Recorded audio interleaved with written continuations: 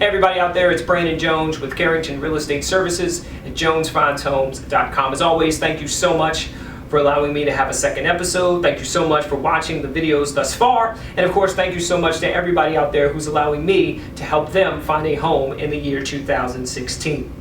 I found it very interesting over the weekend to find that it takes approximately an entire year of grunt work and preparation for a farmer to get ready to develop a crop.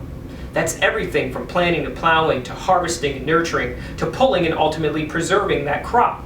But more importantly than the work itself, I think the main ingredients to any farmer's job is patience and development. Say it with me. Patience and development. You see, every farmer knows that these two ingredients are most important in order to grow a crop correctly. If you pour water onto soil and expect that you're going to grow a crop in 24 hours, then hey, you're sadly mistaken. The very same thing can be said for any prospective buyer out there who's thinking about buying, who ultimately believes by thinking they're ready. It's not possible. In fact, there's a process that goes into buying a home just as there is a process in building a crop. I tell every prospective buyer, every client that I come in contact with, a phrase such as this one that's on the board. In order to move in May, you have to move in January. Say it with me.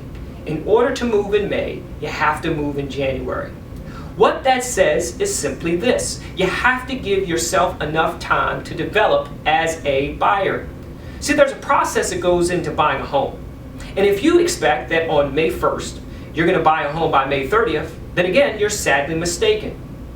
In buying a home, in that process, the very first step you must take is to speak with a lender. A lender will qualify you at that specific time to let you know what your buying power is. If you have enough credit, if you have enough income, if your credit is good, if your income is good.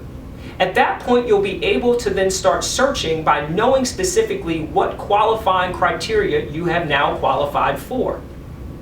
In doing that, now you take it a step further and start to research that specific location that you're looking at. You're looking at schools if you have children. You're looking at veterinarians if you have a pet. You're looking at making wise decisions moving forward in the process to make sure that you're making great decisions in buying a home.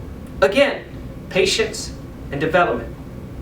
Again, patience and development. Two important factors, just like a farmer, are just as important to any prospective buyer. If you're going to move in May, you have to move in January. Who's to say that in May you'll be ready by your credit, by your income?